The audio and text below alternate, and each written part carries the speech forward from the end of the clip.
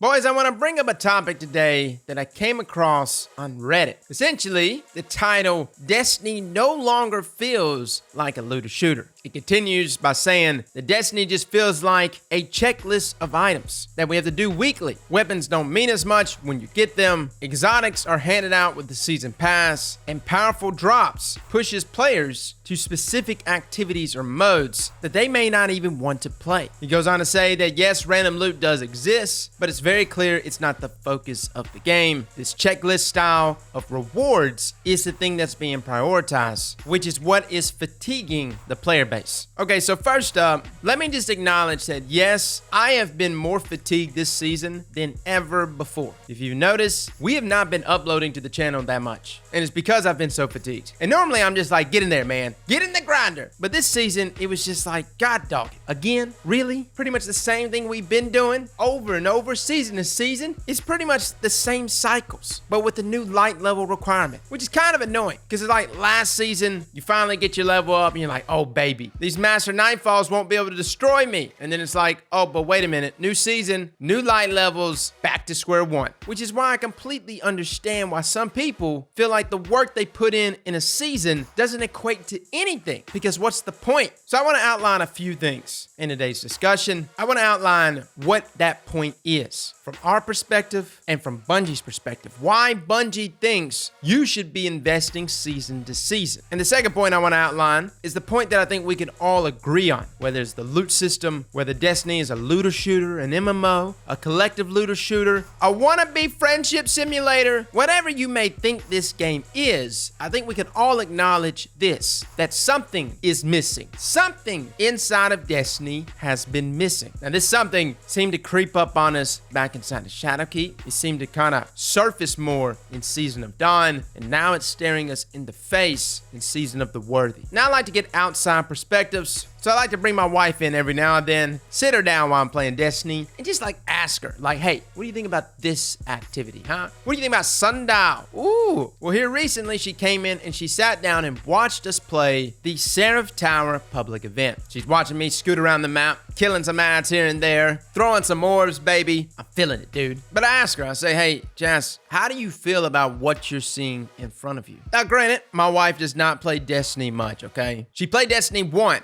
She doesn't play much D2, and I'm constantly trying to get her to play D2, but she made this comment to me. She said, Destiny really looks more robotic than what I remembered. And I was like, what does that mean? What do you mean more robotic? She was like, well, I felt like back in D1, she said it was essentially the same thing, but there seemed to be a more fantasy element to the game. She says D2 seems kind of cold. And I was like, damn, that is kind of right. Now take it how you want. That's the something to my wife. Or it could just be her excuse for not playing Destiny with me. Regardless, to her, a fantasy element is missing. And fantasy is important. Jesus, I know this is a sci-fi shooter, but our characters are essentially superheroes that never die, has unlimited lives, can mold the power of the light and defeat darkness. Jesus, we're in fantasy territory. But the reason why I bring up my wife is as important as the core version of Destiny, as what we see on a day-to-day basis and what we talk about, the surface of it is also important. Now, I'm not saying that Destiny should go out and completely mold itself to attract only my wife and people like her. But I will say a little bedazzle to the game, a little bit of fantasy thrown in there would definitely elevate that up. Now, what did elevate that fantasy level? Hell, Dreaming City, man. Dude, this absolutely blew my mind. Forsaken, just in general, blew my mind. But Dreaming City is one of those things that is like, oh, you want to see some fantasy? Shabam. Place has got dope cathedrals. Awoken by themselves already look pretty mystical and fantasy-like. Then you just throw in Taken, man. It's not hard to understand what's evil inside of Destiny when you see Taken running at you. You're like, what is this thing? Looks like some running shadow. Oh my God, it's trying to jump on top of me. What's it trying to do? It's an easy concept to understand. And all we know is that this fantasy, this world, this dreaming city is something worth saving just off of looks alone. Now I would say that Shadowkeep did not really grab onto that fantasy, right? For a couple of things. Number one, we went back to the moon. We've already been to the moon, okay? Fantasy has a way of highlighting itself on the factor of new. Most new stuff, especially new areas, really captures that element. Hence the Tangle Shore as well as the Dreaming City. The moon was just like, all right, we're back again. Ooh, look at the Red Castle. And you had your freaky nightmares here and there, but everything on the moon's freaky. There was not much to differentiate there. I mean, let's be real. Does anyone really care about saving the moon? Like, I know Eris cares for some weird reason. I don't care. Everybody's like, oh my God, the Hive are gonna take the moon. Well, God dog it, let them. Jesus, better the moon than Earth. Now, granted, I know the Hive, they can mount an offensive against the Earth if they capture the moon. Whatever, man. All I'm trying to say is on the surface, I didn't really care about saving the moon. Therefore, narratively, I was not that engaged. The only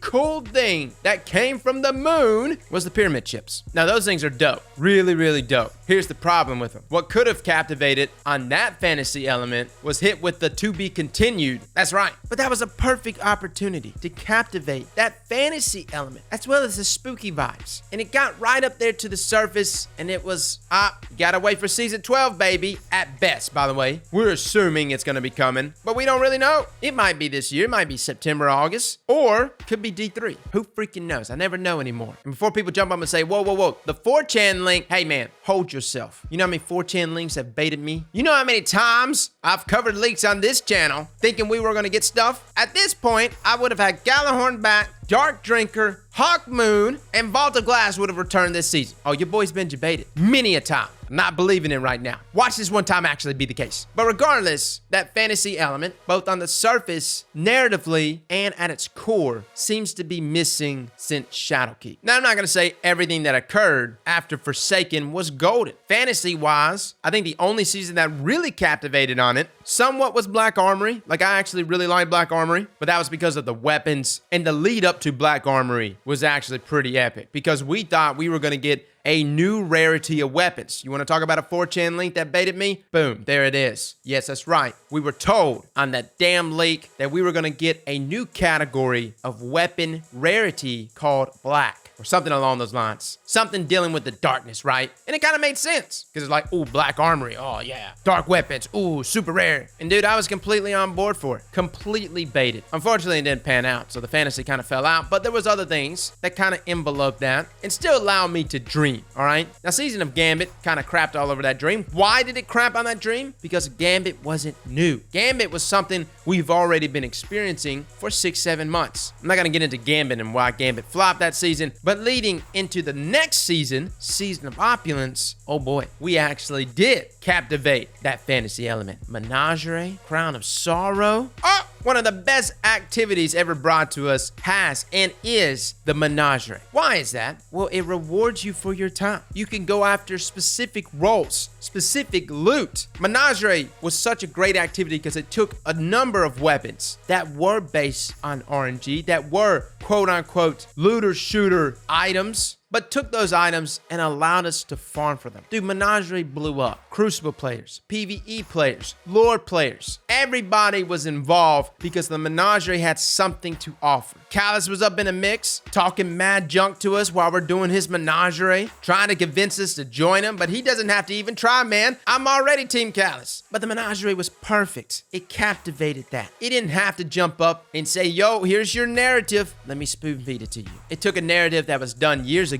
when D2 launched. All of us knew who Callus was. All of us knows he's just some rich purple guy floating through space with a lot of dope gear and some pretty ballin' wine. And he's just trying to finesse us to join him. For some of us, that's all it takes. So I was on board. I found myself listening a little more to lore. Everything seemed to kind of like tie together. You got Drifter talking mess to you. Oh! It really captivated that fantasy element. And not only did it captivate the fantasy element, it captivated our time. It was rewarding. And whether you did one Menagerie run or 1,000 Menagerie runs, you would be rewarded weapons of your choice. Might not have been the perfect role, but there was an entire system there designed to allow you to mitigate those factors of RNG and obtain that perfect god roll. I think Season of Opulence doesn't get enough credit. And I actually think Shadowkeep would have flopped had Season of Opulence had not been as good as it is or was. Season of Opulence captured that something. But Shadowkeep gave a new narrative. And beyond Shadowkeep, the narrative of what's the point began to sink in amongst the player base. Now, what kind of led up to that? Well, first up, Bungie actually came out right before Shadowkeep and was like, yo,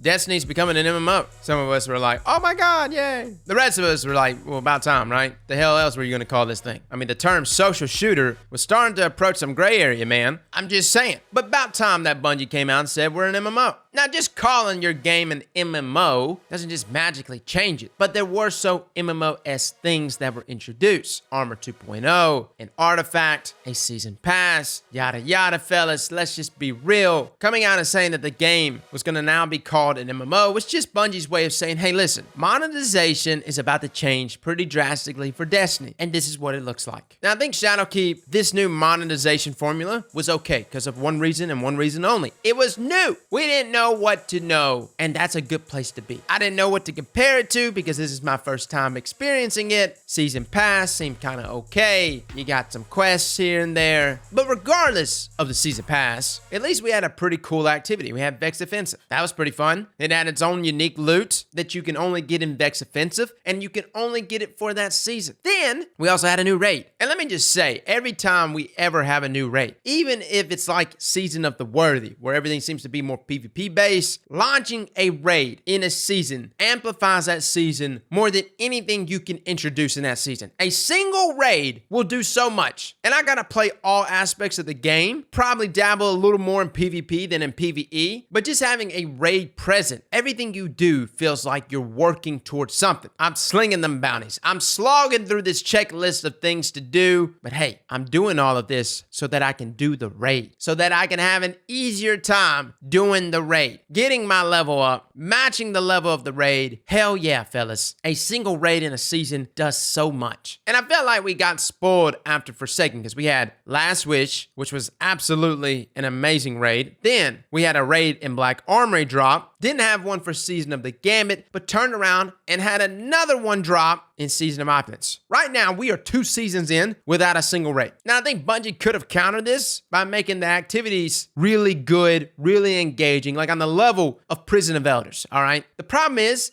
that these seasonal activities have actually taken a step back. I would say Vex Offensive was really good. Sundial was even better to me because of the loot system, the ability to get to the end, have everything tied together with fractalines, where you can actually choose your own loot. I thought that was a really cool system. But then we take a step back from it completely with these Seraph Towers, which are just glorified public events. And I get it, man. The narrative, oh my God, Zavala, Anna Bray, Rasputin doesn't want to fight. We have to convince him. I don't know, man. I don't even care. Rasputin can go suck a big one. But Seraph Tower did not feel that something. You want to talk about something that feels like a checklist item? Everything to do with Seraph Towers is that checklist item. I get my Warmind bits, I go to the new tower, I upgrade it, yay. And to be honest with you, it just seems like an event to bleed us of our materials, man. That's all it feels like. And as far as like the checklist items go, nothing has really changed there. The same pinnacle rotation that you did 6 months ago is pretty much still the same. There's no variety. And if you like to do that week to week, you are perfect for Destiny. If you're like me and you need something new to captivate you, you will hate this. So much so that I don't even care about my level. I just don't care. It's like I'm fighting the system because I don't like the system, man. And that's because the current system is like, hey, you need to play this. Not only do you need to play this, but to complete certain bounties, you need to play with these weapons and get kills with these weapons and these subclasses. And I get it because that's like Bungie's way of pushing you to use other things, other weapons, which is essentially what the artifact mod is. Let's be real. How do we get more people to use sidearms and SMGs inside of PvE? Well, you give them an artifact with anti-barrier rounds, overload rounds, and unstoppable rounds, and only allow it to be slotted on certain weapons in a season. Boom. Bow usage is about to go up. Sandbox save, boys. Everybody. Yeah! And I know I'm sounding kind of sarcastic and overly so, but whether it's from the artifact, the checklist items, the pinnacle rotations, there's a lot of stuff in Destiny that is making us play the way Bungie wants us to play. Not only that, the constant comment that I seem to get all the time is, what's the point? Why should I play this season, man? What's the point? The answer I want to give is, well, you want to play this season because you want to get gear, you want to get weapons, you want to get this, that, to prepare for something. Unfortunately, we have no something there to prepare prepare for. We have no raid. We have no major in-game pinnacle activity. I think the only something to prepare for this season would be trials. Season of the Worthy, by the way, really seems to mimic Season of the Gambit in a lot of ways. Most notably because Bungie literally put all their eggs in one basket for that entire season. Now, I'm not going to get into how to fix trials because I've already done that. If you want to check out that video, go right ahead. It's a very lengthy video that I cannot just sum up in 60 seconds, but there's a lot of things that Bungie can do to fix trials. But there's got to be more of a something, a real something, for me to look at you guys and say, hey, this is why you're grinding right now. Currently, Bungie's something, their answer to what is the point to grind for that season is actually a handful of weapons, which really don't matter, and seasonal mods. And probably seasonal mods more than anything. Now, you can get seasonal mods outside of that designated season, but it's on RNG rotation with the gunsmith. It's not the most reliable of sources to get the mods. But I guarantee if you ask Bungie, hey Bungie, why should I play this season outside of whatever flavor exotic is being thrown in with the season pass? They'll probably just tell you, hey, listen, we've got some dope builds, seasonal mods. And I will say that's the crime here, is that the builds this season have been excellent. I've had so much fun with Warmind builds. Despite my complaints, things like exotics not being able to slot these mods, and that's both our exotic armor as well as our exotic weapons, that's probably my biggest complaint, because it's almost like Bungie's way of saying, hey, listen, if you want to get the full effect of these mods, you gotta wear all legendaries. It really freaking sucks. But the build crafting in general has been a lot of fun, and they're very potent, but there's a lot of people that will never even slot a Warmind mod, that will never actually dive into those mods to understand them, because they all say the same thing. What's the point? Bungie's answer to that this season, at least, to really captivate on these builds is Grandmaster Nightfalls, which rewards you, I think, the title, right? Just a title? Yeah, not much of anything. There's been a lot of investment on Bungie's end to this new monetization, this new season pass, Eververse, as well as our mods. But players are getting more fatigued season after season. I don't know how we need to get back to the formula that we had in Forsaken. Not saying everything was perfect, but that was a really, really good year. And maybe things were just too good that year. Maybe everything following Forsaken was something that will never be followed ever again. And if Bungie just wants their game to survive, then I'd say that the current system that they're on is probably okay. It'll survive. Currently right now, Destiny has been sinking to about, number 13, 14, 15 on Steam's population count for both current players as well as peak players. So yeah, technically speaking, Destiny 2, it's surviving. It's surviving, but it's definitely not thriving. It's not that number 2 or number 3 spot that we've seen it at before. But the only way I think it's going to get back to that spot is if we return to the same formula that we had back in Forsaken. Just my thoughts, guys. A very long video here. Didn't expect this one to stretch this long, but we had a lot to say on this topic. Again, big shout out to that Reddit post. It really got my gears turning, got me thinking about it a little more. And if there's anything that I want you to take away from this video is just kind of ask yourself, what is that something that's missing for you with Destiny? What is it? Feel free to let us know in the comments. Fellas and ladies, thank you all for coming and watching. And as always, slap that like button like your mama told you right.